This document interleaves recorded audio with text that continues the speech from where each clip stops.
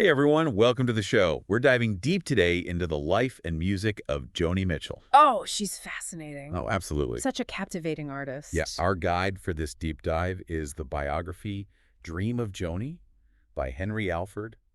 I love this book. It's really good, and it's anything but like a dry, just like a chronological rundown of events. It really isn't. It's really insightful. I went into it thinking it would just be like, here's what happened in her childhood, here's what happened in her Wow. 20s. But Alfred does something much more interesting. He Yeah. uses all these very intimate details, I love that. these little quirks, to really paint this vivid picture of who she is as a person. Yes, and I love the quirks. Oh, she's full of them. Especially with an artist like Joni Mitchell. Absolutely. And speaking of quirks, Yeah. there's this one detail early on that really grabbed me. Oh, yeah. Alfred mentions this, how back in the day, Joni shows up at a party in blackface as this character she calls Art Nouveau. Oh, wow. Talk about making an entrance, right? I mean, that's Joni for you. Yeah. She's always been this walking contradiction. Yeah. And that choice sparked both admiration from people Right. and outrage. Yeah. Much like her music itself. Right.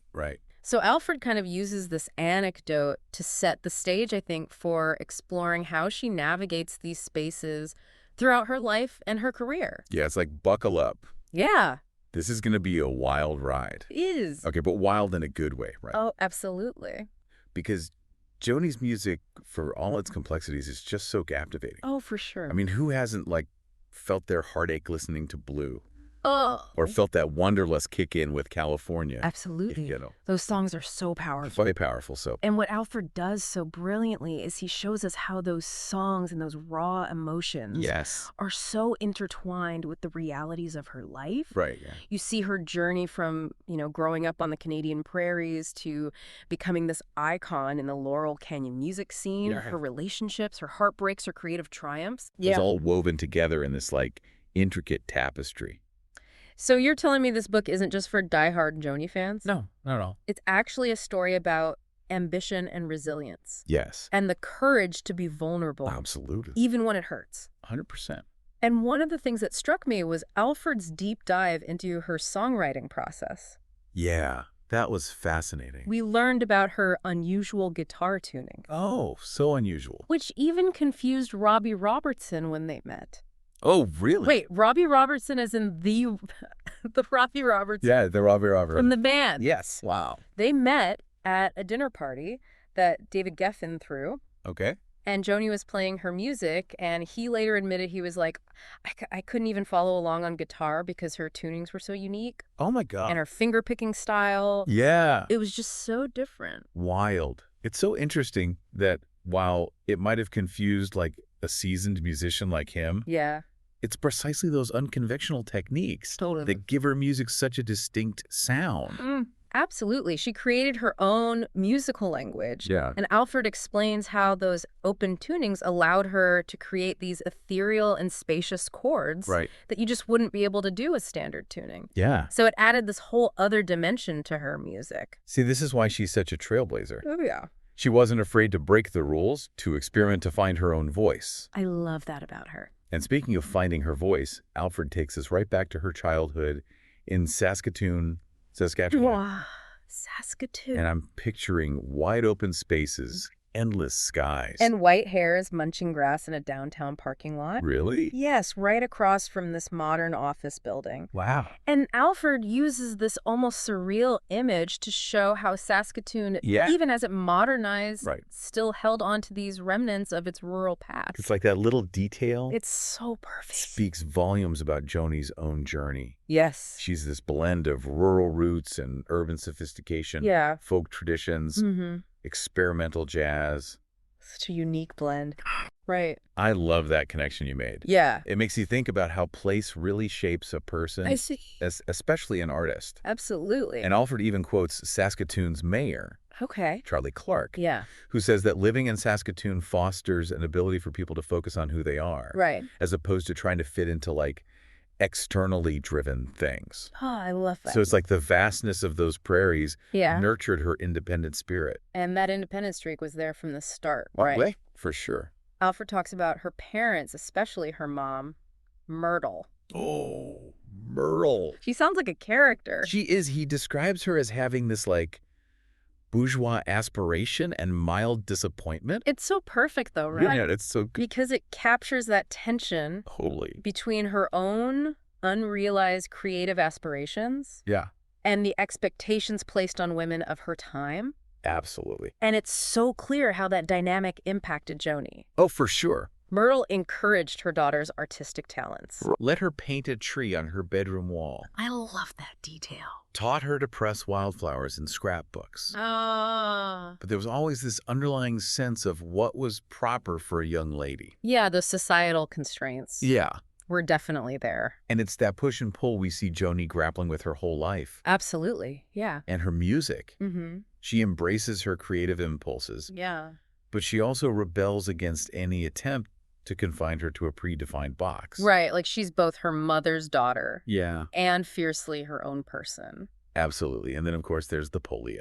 Oh, gosh, yeah. Talk about a life-altering experience. It is, yeah. 9 years old, hospitalized for weeks, isolated, facing the possibility of never walking again. It's hard to even imagine. It's so hard to imagine. And Alfred doesn't harp back on the details. Right. He describes the pain she endured, the fear, the emotional toll of being separated from her family. And her dad didn't visit her once during those 6 weeks. I know, it's heartbreaking. It's just heartbreaking. It's hard to imagine how a child copes with that kind of trauma. It really is.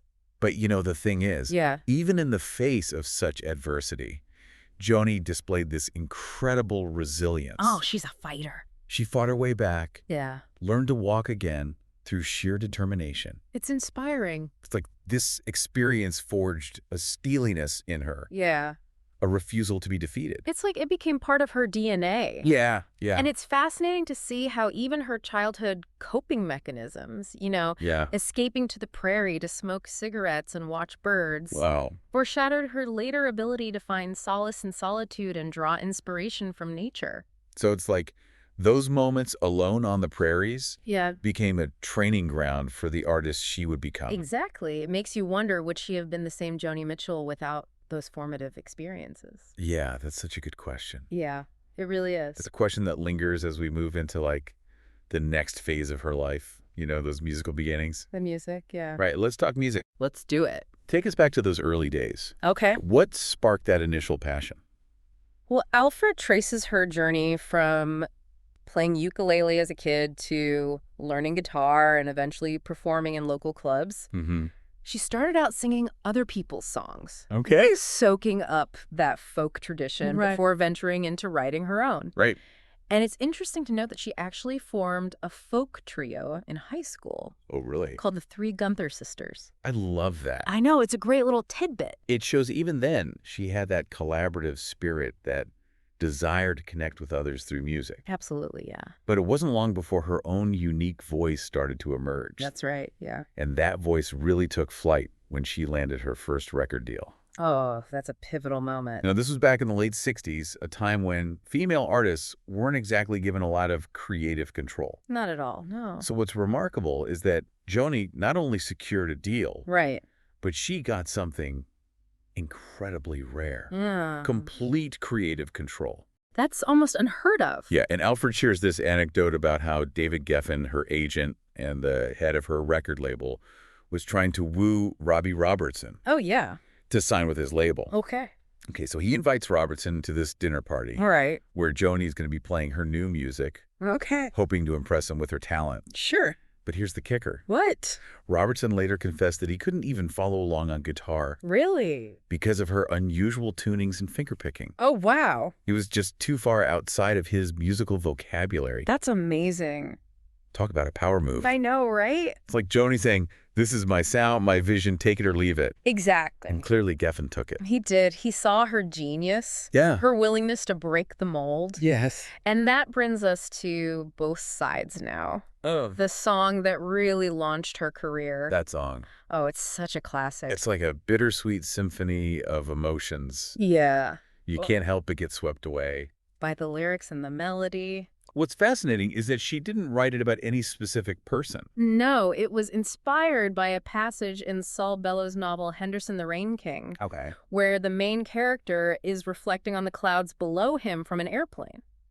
I see. So Mitchell took this abstract concept of perspective Yeah. and turned it into this deeply personal meditation on the illusions and disillusions of love.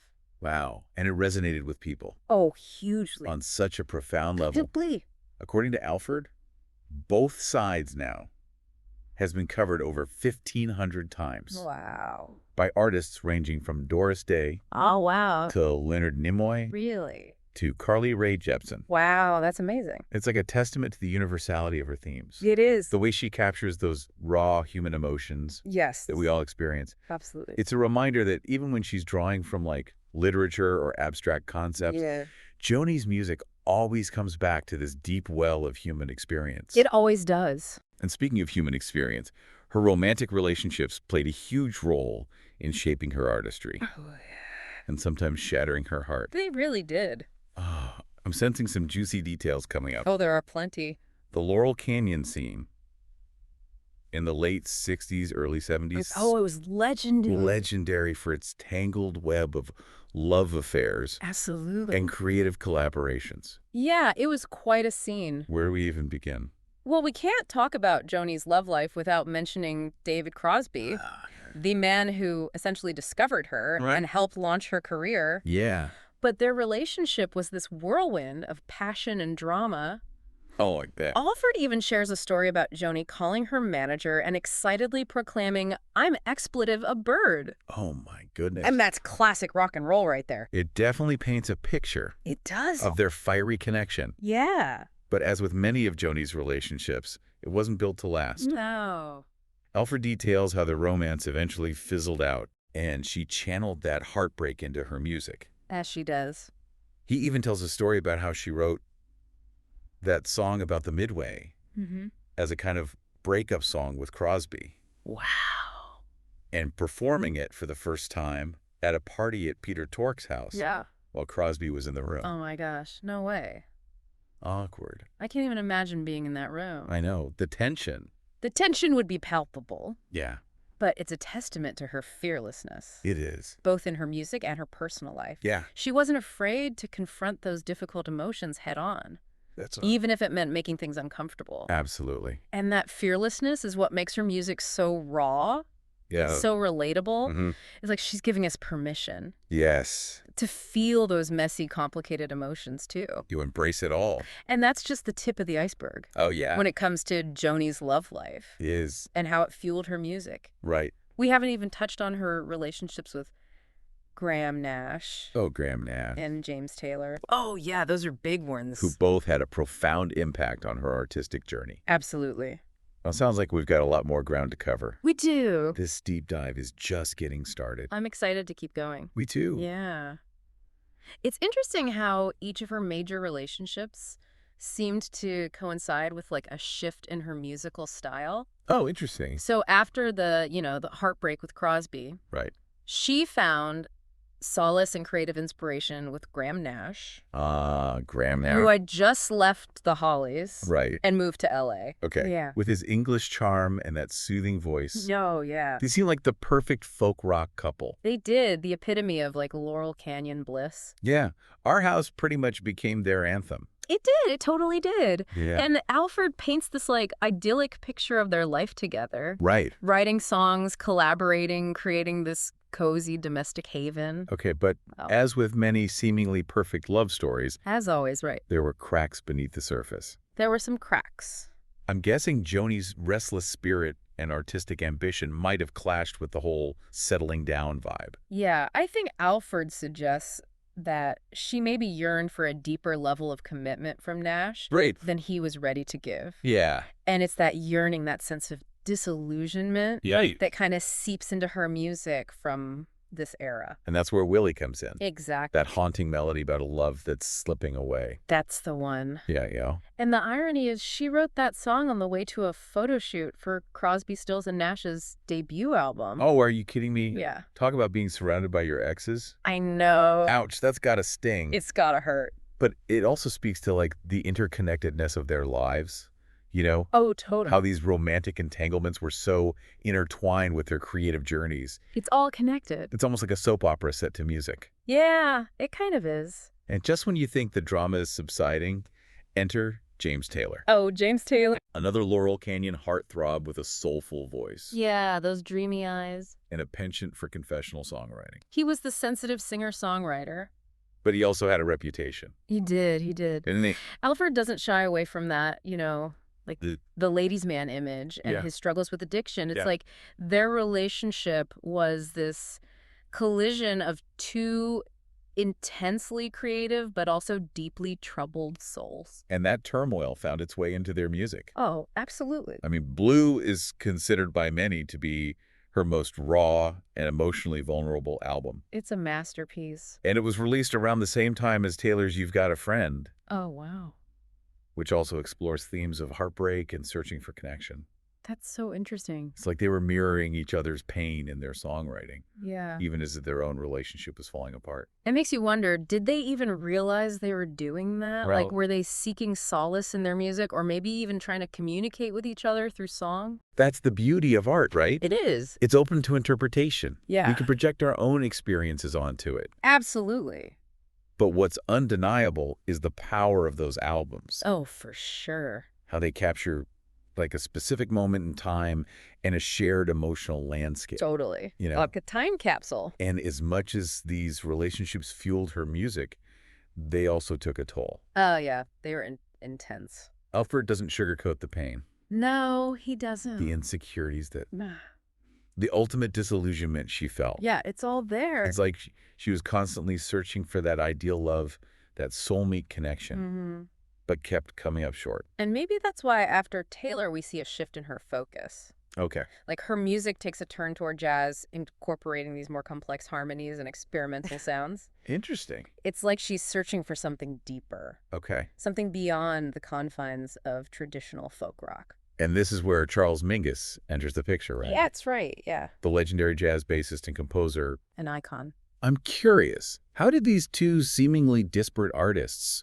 find common ground? Well, it's a fascinating story. Okay. Mingus was battling ALS at the time. Oh, wow. And he reached out to Joni to collaborate on what would become his final album. Wow. It was a bold move. It was. And it really speaks to the mutual respect that they had for each other's artistry. What was it like for them working together? Well, Alfred describes their creative process as both intense and inspiring. Okay. He paints this picture of Mingus, even in his weakened state, being this demanding and exacting collaborator. Yeah. But he also recognized Joni's genius and gave her a lot of freedom to interpret his music. So what came out of this unlikely pairing? They created an album called Mingus, Okay. which was this really bold fusion of jazz folk and poetry. Wow. It wasn't like a commercial success, Okay. but it was critically acclaimed. Yeah. And really solidified her reputation as a true musical innovator. It sounds like she was drawn to artists who challenged her, who pushed her out of her comfort zone. Yeah, I think she thrived on that creative friction. It's like she was constantly seeking new ways to express herself. Absolutely. To evolve and expand her musical vocabulary. That's what makes her so compelling. Yeah. And that drive to explore new sonic territories is also evident in her encounter with Leonard Cohen. Oh, Leonard Cohen. The brooding poet and singer-songwriter. The master of melancholic musings. Exactly. I can definitely see how they would be drawn to each other, both exploring themes of love and loss and searching for meaning. Right. And Alfred does reveal that they had a brief romantic relationship. Okay. But ultimately, it was doomed by their communication difficulties. Yeah. And Cohen's kind of emotional distance. It's like they were both drawn to each other's intensity, but couldn't quite bridge the gap between their worlds. Yeah, it was more of a fleeting spark Yeah. than like a sustained flame. I like that. And that sense of longing, that unattainable connection. Right. Is captured beautifully in Joni's song Rainy Night House. Which is widely believed to be about Cohen. It is, yeah. It's amazing how these relationships, even the brief ones, left such a lasting imprint on her music. They did. It's like each encounter added another layer to her artistic tapestry. It's a reminder that life itself is like the ultimate source of inspiration for an artist. That's so true. The joys, the sorrows, the heartbreaks, they all feed into that creative wellspring. Absolutely. They're all part of the story. And for Joni, there was another powerful force at play. Oh, yeah. One that runs through like her entire body of work. her deep connection with nature. Oh, nature. From those wide-open prairie landscapes of her childhood to her later years living in, like, the secluded beauty of British Columbia. It's a constant presence in her music. Oh, it is. You can almost hear, like, the wind rustling through the leaves and the waves crashing on the shore in her songs. It's so evocative. Yeah. Alfred dedicates a whole chapter to this. Does he really? Exploring Joni's relationship with nature. Okay. He shares anecdotes about her encounters with wildlife, like the time she witnessed a golden ball of lightning while recording a song about the Lakota people. Wow. That's incredible. I know. It's like nature itself was collaborating with her on that song. And that reverence for nature is also reflected in her environmental activism. Oh, absolutely. She's been a vocal critic of pollution and deforestation. Yeah. And her song, Big Yellow Taxi, has become an anthem for the environmental movement. It has. It's such a classic. It's a powerful reminder that our actions have consequences. Yeah. And that we need to protect this planet for future generations. We do. It's so important. But beyond the activism, I think her music also offers this more subtle, almost spiritual connection to nature. It does. There's a real sense of peace in her music. Yeah, and it's like she's inviting us to slow down, Yeah. to listen to the whispers of the wind and the rhythm of the waves, to find solace in the natural world. To reconnect with something bigger than ourselves. I completely agree. Her music has this way of transporting us to those serene spaces. It does. Of reminding us of the beauty and interconnectedness of all living things. And it's through that connection with nature that she seems to find her own sense of peace and belonging. Right. Even amidst the chaos of her personal life. Speaking of chaos, Uh-oh. there's one major chapter in Joni's life we haven't touched on yet. Okay. One that's filled with both heartache and ultimately redemption. Right. Motherhood. Oh, yes. The story of Joni giving up her daughter for adoption It's a powerful story. is a deeply personal and complex one.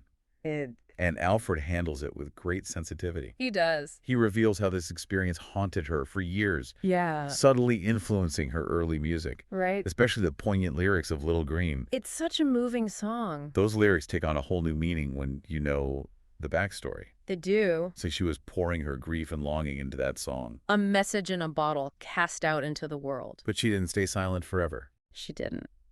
And in the next part of our deep dive, Okay.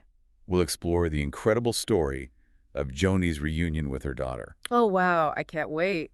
and the challenges and triumphs they faced in building a relationship after decades of separation. That's going to be fascinating. Well, I'm definitely on the edge of my seat for this one. Me too. Stay tuned, folks, because this deep dive is about to get even more personal. I'm ready. Okay, we're back. Back for more. And ready to dive into one of the most poignant chapters in Joni Mitchell's life. Oh, yes. Her reunion with the daughter she gave up for adoption. Powerful stuff. A story that's both heartbreaking and ultimately full of hope. I agree. So Alfred takes us back to the early 1960s, Okay. a time when unmarried mothers faced immense societal pressure. Oh, absolutely. A young Joni, then known as Joan Anderson, Right. found herself pregnant in Toronto, Yeah. and the options before her were limited. Very limited. It's hard to imagine the weight of that decision, Oh, I know. the fear and uncertainty she must felt. It's unimaginable, really. But she made the choice to give her baby girl up for adoption, believing it was the best option at the time. And that decision stayed with her. It did. Alfred reveals how this experience haunted her for years, Yeah. subtly influencing her early music, Right. especially the poignant lyrics of Little Green. Such a beautiful and heartbreaking song. Those lyrics take on a whole new meaning when you know the backstory. They really do. It's like she was pouring her grief and longing into that song. Yeah, like a message in a bottle. Sent out into the world. Exactly. But she didn't stay silent forever. She didn't, and as she got older, the desire to find her daughter grew stronger. So did she eventually find her? She did. It turns out her daughter had also been searching for her. Really? Yeah, who had been named Killerin Gibb by her adoptive parents. Wow. They were both on these parallel paths, It's like fate. drawn together by this invisible force of love and longing. That gives me chills. It's like something out of a movie. I know, right? This destined reunion after decades of separation. Yeah, it's incredible. That first contact must have been incredibly emotional. Alfred describes it as a whirlwind of emotions. Oh, I bet. Shock, disbelief, overwhelming joy, and a touch of trepidation. You know, I was thinking about, imagine suddenly having this missing piece of your life revealed, Yeah. a daughter you thought you'd never meet.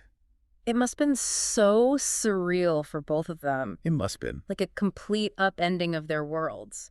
But I'm guessing it wasn't all sunshine and roses? No, not at all. Reuniting after so many years? Yeah. It must have been challenging. There were a lot of challenges. Right. Alfred talks about the media frenzy that erupted around their story. Of course. The pressure to, like, make up for lost time. Right. The inevitable bumps in the road as they navigated this new reality. You know, essentially, strangers thrown together by fate. It's true, and they had to learn how to be mother and daughter. Yeah. Which is amazing to think about. It sounds like a lot to process, especially under the glare of public scrutiny. It was, but they managed to forge a lasting bond. They did. Yeah, they did. That's amazing. And Alfred shares anecdotes about, misunderstandings, hurt feelings, the frustration they both experienced at times. Right, because it's real life. But through it all, there was this genuine love and affection that shone through. It's a reminder that even in the most extraordinary of circumstances, Yeah. family relationships are complex and messy. They are. There's no magical happily ever after. No. It's a journey It is. of understanding, forgiveness, Mm-hmm. and acceptance. And I think that's what makes their story so powerful. I agree. It's not a fairy tale. It's real life. It's real life with all its complexities and imperfections. But ultimately, it's a testament to the enduring strength of the mother-daughter bond. It is. And the possibility of finding healing and connection, even after years of separation. That's a beautiful takeaway. Well, we've covered a lot of ground in this deep dive. We have. From her prairie childhood to her rise as a musical icon, her tumultuous love affairs, Those were something else. her creative evolution, Yeah. and her deeply personal reunion with her daughter. Wow. What a life. It's been quite a journey. It has been. And I think what's most striking is how all these threads, these seemingly disparate experiences, are woven together. It's true. To create the tapestry of her life and her art. She's a woman of contradictions, She is. Of immense talent and vulnerability. Yeah. Of strength and fragility. And that's what makes her so fascinating. It is. So relatable. Yeah. She doesn't shy away from the messy, complicated realities of life. No, she embraces them. She embraces them. Yeah. Explores them in her music. Absolutely. And in doing so, she kind of gives us permission to do the same. To be our true selves. To be our true selves. Yeah.